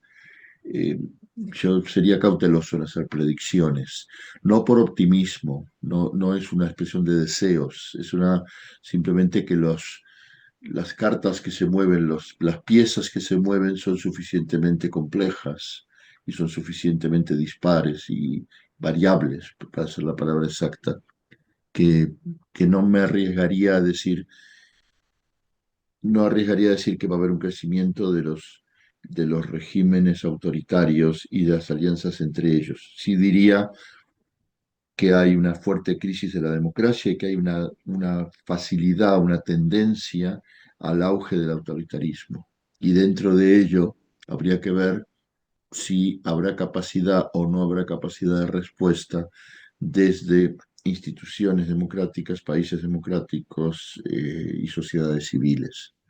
Es una respuesta, si se quiere, un poco elegante, sin querer, sin querer comprometerme, pero sinceramente no lo veo claro si esto va a avanzar en una dirección u otra. Gracias, Mariano. Como te tienes que marchar en 5 minutos y habíamos hablado de hacer un poquito ese esfuerzo, ¿no? de intentar repensar cómo se puede innovar en temas de gobernanza. Yo te quería preguntar si en esos encuentros que tenéis con expertos nacionales, internacionales, si tú identificas, aunque sea de manera embrionaria, algún tipo de mecanismo que pueda ser innovador, que pueda ser interesante para explorar, sobre cómo se pueden buscar otras maneras de gobernabilidad y de gobernanza, teniendo en cuenta que todas estas instituciones y todo este sistema nacido después de la Segunda Guerra Mundial parece que no termina de responder. ¿Has identificado algo que pueda ser interesante para seguirle el rastro? Dos cosas muy rápidas que no me da tiempo y no nos da tiempo del debate para profundizarlas, pero estoy seguro de que en el Club de Roma las podéis, si os gustan, las podéis tomar para otros debates. La primera yo creo que es tomar un concepto desarrollado precisamente aquí, digamos en España, en el País Vasco, por un excelente politólogo, Daniel Innerarity, que ha trabajado el tema precisamente de la crisis de la democracia y especialmente que toma de las llamadas ciencias duras y aplicándolo a las ciencias políticas el complejo de la complejidad, perdona, el concepto de la complejidad. Es decir, el concepto de que no las políticas económicas, las políticas políticas, las políticas sociales no son lineales. Estamos muy acostumbrados a mirar los procesos políticos como si fueran absolutamente lineales. Incluso cuando se hacen proyectos, se trata de identificar un problema, luego se trata de hacer una hipótesis de solución, luego se construye, por decir así, un proyecto, se busca el dinero para hacer el proyecto y luego se hace el esfuerzo, todo el mayor esfuerzo posible para mostrar a quienes han dado el dinero, sea la Unión Europea, una gran fundación, etcétera. Fíjese como casi lo logramos. Pero la cuestión está en que la realidad, todas las realidades, desde las personales, familiares, sociales, económicas, políticas, no funcionan como una línea, sino que funcionan como una complejidad de elementos que a medida que se van interrelacionando entre sí, generan nuevas dinámicas y generan un factor que Innerarity define como el factor de la incertidumbre. Y dice precisamente, como antes decía Eduardo Soler con otras palabras, que debemos estar preparados si queremos analizar realidades económicas, políticas, sociales, debemos estar preparados para la complejidad y la incertidumbre que genera la complejidad, que no quiere decir la dificultad. Una cosa es que algo sea difícil, otra es que sea compleja. Y que sea compleja quiere decir que hay que saber identificar las partes y las diferentes dinámicas a que da lugar. La segunda cuestión que yo creo interesante en este momento me parece es que se ha roto o se ha acabado, gracias a la ultraderecha, nos han mostrado que se ha acabado la división que hemos hecho muchas veces en la ciencia política entre política doméstica y política internacional. Se acabó. Es decir, yo el día que iba por la calle Goya en Madrid y vi un cartel gigante de Vox contra la Agenda 2030, dije, ya está. O sea, lo internacional está en lo doméstico y lo doméstico está en lo internacional. O sea, y cuando se hace política nacional, aunque votamos por factores domésticos más inmediatos, yo creo que es necesario progresivamente, no soy muy optimista sobre esto, pero es necesario que tengamos en cuenta también una cierta agenda internacional en nuestra conciencia política sobre temas como el medio ambiente, sobre temas como las migraciones, sobre temas como las guerras, aunque a veces parece que son inalcanzables para los ciudadanos. Y que al hacer política doméstica pensemos, aunque sean un 10%, en la dimensión internacional. Y al empezar en lo internacional, pensemos en la dimensión doméstica. Muy Y bien. muchas gracias y lamento muchísimo tener que marcharme. Nada, pues muchísimas gracias por tus aportaciones y nada, un abrazo. Nos vemos ya, pues posiblemente en 2025. Gracias, Un Mariano. placer, gracias Hasta por la luego. invitación y a este panel tan extraordinario. Muchas gracias. Hasta luego. Continuamos, bueno, aunque sea unos 10 minutitos más. Inés, contigo, justamente Josep nos pregunta sobre el acuerdo que considera también estratégico entre la Unión Europea y Japón. No sé si nos podías comentar algo al respecto.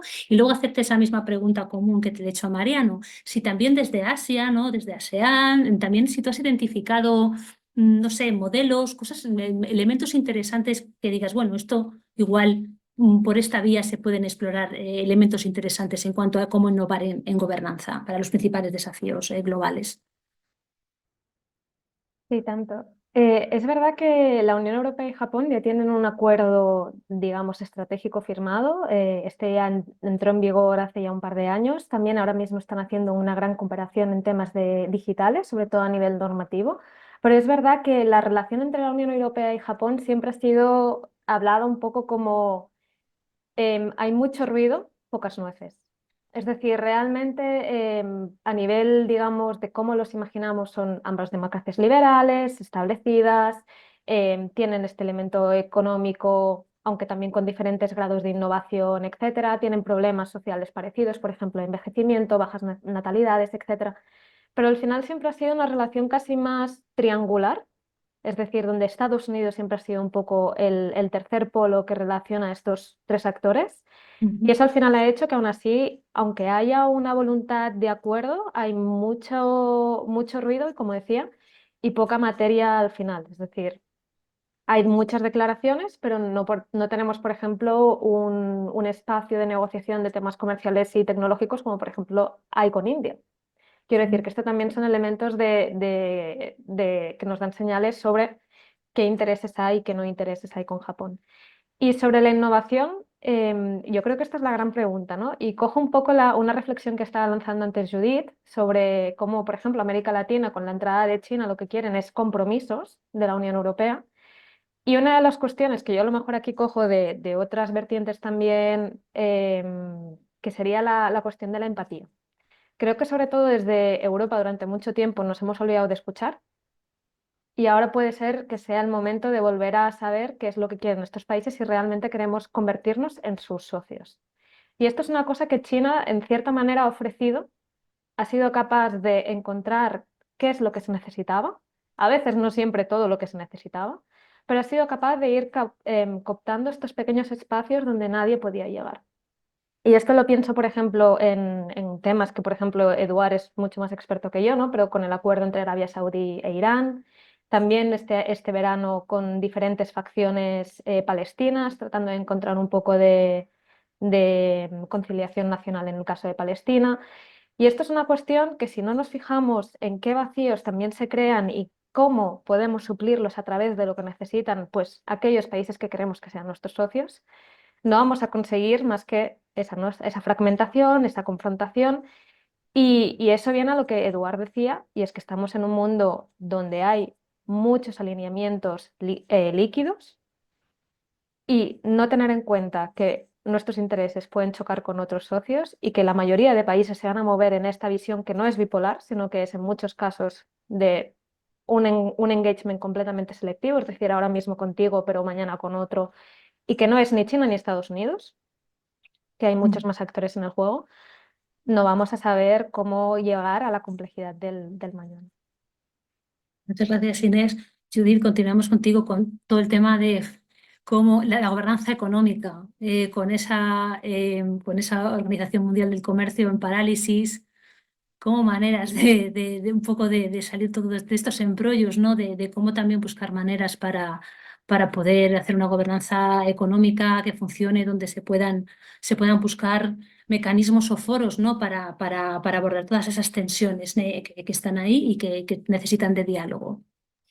Pues aquí la verdad es que, ya siendo, pero no voy a ser especialmente optimista, porque es cierto que la Organización Mundial del Comercio no está en una etapa muy funcional, debido sobre todo a que no se ha renovado el panel de apelaciones del mecanismo de resolución de disputas. Esa no se renovó por parte de Estados Unidos durante la administración Trump 1, pero Biden tampoco lo renovó. Con lo cual es algo consustancial tanto a demócratas como a republicanos. Lo que sí que tenía la Unión Europea con Estados Unidos es el Trade and Technology Council, este foro bilateral en el que se debatían cuestiones de comercio, tecnología y donde se trataba de fomentar la convergencia regulatoria. Porque durante yo creo que muchos años la Unión Europea ha vivido pensando que se beneficia del efecto Bruselas, que como es una potencia regulatoria y somos los primeros en regular todo, por ejemplo, pues el reglamento de inteligencia artificial, pues que esto ya genera el efecto de o la ventaja del que primero mueve y todos los demás nos van a copiar. Entonces ahora, pues realmente con la llegada de Donald Trump a la Casa Blanca, lo que vemos es que esto cada vez va a ser menos el caso. Y sí, como dicen algunos expertos, el Trade and Technology Council deja de existir entre la Unión Europea y Estados Unidos, pues esta divergencia aún va a ser mayor, ¿no? Entonces, en un mundo en el que los foros multilaterales como la Organización Mundial del Comercio no parecen funcionar, algunos foros bilaterales es posible que dejen de funcionar, como este al que me refería, pues creo que hay que potenciar, pues, llegar a acuerdos y acercamiento con países que están más alineados, puede ser el caso de Mercosur, y luego pues la Unión Europea yo creo que ha tenido este despertar geopolítico del que hablaba Ursula von der Leyen, y esto se ha visto también en la tercera pata de la política comercial de la Unión Europea, ¿no? Yo digo que la primera pata es el multilateralismo, la Organización Mundial del Comercio, la segunda pata es el regionalismo o el bilateralismo a través de los tratados de libre comercio, y la tercera pata es la caja de herramientas de instrumentos de defensa comercial. Entonces, lo que sí que se ha visto durante esta última legislatura es que la Unión Europea ha ido añadiendo nuevos instrumentos. El más polémico quizás es el instrumento anticoerción. Entonces, bueno, pues la Unión Europea yo creo que está dejando de ser inocente y se está empezando a equipar con una caja de herramientas bastante variada de estos instrumentos de defensa comercial. Pues también se está intentando alinear en los distintos mecanismos de control de inversiones entrantes que hay en la Unión Europea. Entonces, pues me temo que también será importante tener esta caja funcional y enseñarla hacia afuera, aunque solo sea pues, para evitar la adopción de determinadas medidas. Entonces, mucho me temo que no puedo ser especialmente optimista en cuanto a foros multilaterales para llegar a acuerdos. Lo siento. Gracias. De lo mismo, ¿no? Pedimos honestidad, más importante de optimismo o pesimismo. Así que, terminando contigo, Eduard, aquí nos hacen una última pregunta, Jaume también, que pregunta que después de todos los acontecimientos en Oriente Medio, ¿cómo crees que va a responder Irán? Y a esta te sumo la pregunta común de si crees que en este contexto de tanta competencia ¿es posible encontrar espacios o maneras para poder tener conversaciones y que pueda haber cooperación en temas globales como es el cambio climático o temas de Ujú. seguridad tecnológica, etcétera, etcétera? O sea que por un lado Irán y por otro esa pregunta de cómo innovar en gobernanza dentro de este contexto bastante poco proclive al diálogo y a las conversaciones tranquilas. Ujú. A ver, Irán está en una posición de agotamiento y esto es clarísimo y así ha quedado reflejado también en relación a Siria. Yo creo que en este momento el principal temor de las autoridades en Irán no es tanto lo que puede pasar en Oriente Medio, sino lo que pasa en casa.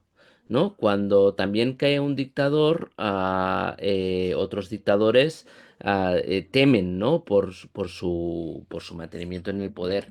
Y entonces, yo creo que es un momento, yo creo, de percepción de mayor vulnerabilidad, de mayor peligro por parte de aquellos que en este momento gobiernan en Teherán y que además no están siempre de acuerdo entre sí. Y no estoy pensado entre moderados y duros, como a menudo se presenta, sino que dentro de los duros también hay almas distintas. Y hay el alma más clerical, y hay el alma más militarista nacionalista, ¿no?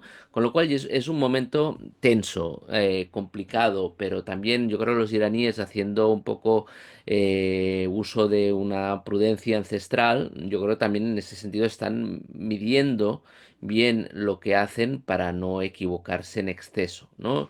El riesgo de equivocarse es muy alto. Esto me lleva también ya que mencionas Irán, me sirve un poco de excusa para un tema que no hemos podido sacar, pero creo que es importante en Oriente Medio en este momento, que es algo que los españoles de una cierta edad entienden muy bien, que es el concepto de el hecho biológico. ¿No? Es decir, gente que lleva mucho tiempo en el poder y que por la edad, pues hay un momento en que dejan de estar, ¿no? El hecho biológico era como de forma habitual se hablaba de la posible muerte de Franco en España, ¿no? Pues pensemos, ¿no? Que en Oriente Medio tenemos al líder supremo iraní Ali Khamenei con 85 años, tenemos al rey Salmán en Arabia Saudí, ya sabemos que el poder lo detiene su príncipe heredero, pero las sucesiones son complejas. Tiene 88 años y con una salud delicada. O tenemos al líder palestino Mahmoud Abbas con 89.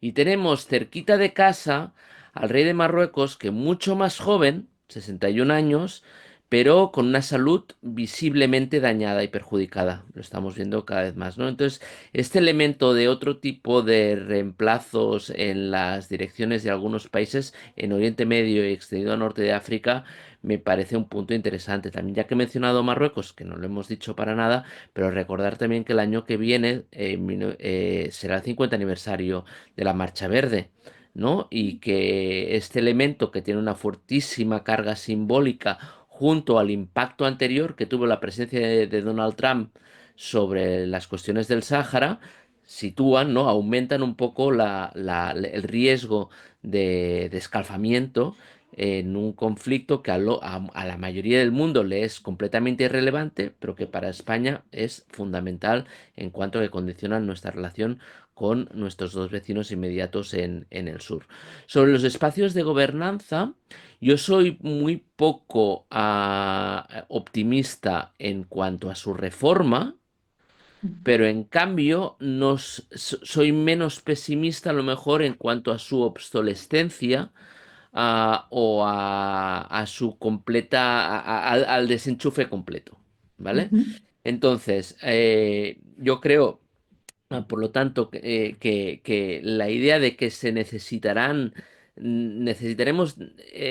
continuaremos necesitando encontrar soluciones conjuntas incluso para actores con visiones del mundo e intereses muy contrapuestos, pero porque hay elementos de interdependencia que están ahí y que no lo estaban en la misma intensidad en la época de la Guerra Fría. Yo creo que ese factor de interdependencia, a lo mejor estoy siendo excesivamente liberal, pero creo que es un elemento que sigue, digamos, manteniendo, ¿no? El traje unido a pesar de que la presión en las costuras es cada vez mayor. Y ya que seguramente será el último punto de que tendré la posibilidad de hablar mientras os escuchaba a todos, José Manuel, y en relación a su intervención inicial, creo, Ana, que a lo mejor el año que viene podríamos intentar montar, no sé si pronto o tarde, pero una de estas mesas en que solo habláramos de cosas que van en la buena dirección. Porque si no, la gente que se nos conecta a lo mejor ¿no? ¿Y qué no, para hacer lo que necesitamos? Necesitamos cambiar el espectro temporal. Es decir, cuando nos fijamos en el cortísimo plazo, todo siempre tenemos mucha percepción en ver los riesgos, ¿no? Ujú. Y en todo aquello que ha salido mal o que puede salir mal. En cambio, si a lo mejor no hacemos eso, que yo creo que es revolucionario en estos momentos, de intentar pensar de forma optimista, ¿no? O no ver solo lo negativo, y ampliamos el espacio temporal, ¿no? Y nos vamos desde los años 60, porque antes hablamos del siglo pasado, ¿no? Y vemos en los últimos 70 años qué cosas han cambiado en una dirección que no nos parece tan horrorosa como lo que estamos viendo en estos momentos. A lo mejor también nos da pistas hacia dónde podemos avanzar hacia el futuro, y en todo caso, cuando nos conectamos a este tipo de Zooms, pues saldremos un poco más animados.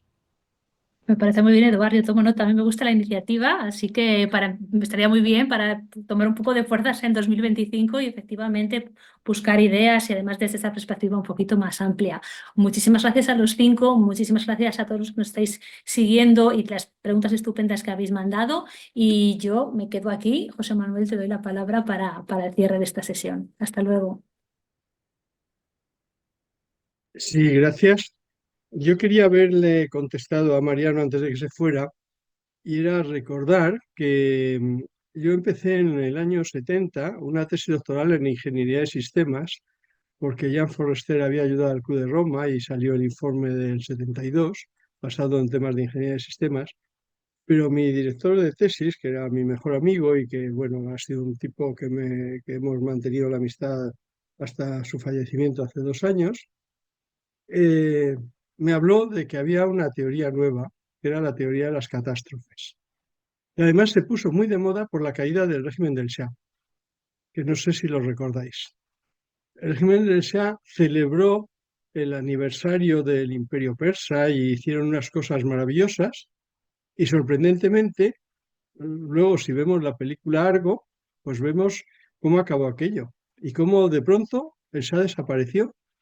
Apareció Khomeini, apareció el régimen iraní y a partir de ese momento cambiaron todas las circunstancias. Nadie sabemos cómo fue, pero en realidad, para explicarlo un poco, sería que de pronto aparecen factores en que una masa gaseosa puede convertirse en hielo o una masa helada puede convertirse en un líquido y puede estallar todo. Y esa es la innovación de la que tú hablas, Eduard. Es decir, no podemos cerrar esto diciendo que no hay salida, porque ahora mismo yo estoy muy influenciado por dos pequeños libritos que he comprado hace unos días y que os recomiendo. Uno es de Václav Smil, que dice 2050, cómo casi es imposible que lleguemos a la eliminación del CO2. Y otro es todavía más pesimista, que es un librito de Antonio Turiel, que dice algo así como el futuro de Europa o algo así, pero en realidad de lo que habla es del agotamiento de los modelos de crecimiento y de que a lo mejor tendríamos que aplicar modelos de decrecimiento. Evidentemente, cuando lees esas dos cosas te das cuenta que vamos por el mal camino, pero claro, tenemos muchas más capacidades de innovación que las del desarrollo de la inteligencia artificial, porque al final la inteligencia artificial maneja elementos conocidos que hemos metido en los ordenadores, pero no maneja otros elementos imaginativos, como podía ser, bueno, ¿por qué no nos dedicamos a desarrollar cómo eliminar el CO2 en vez de cómo eliminar los combustibles fósiles?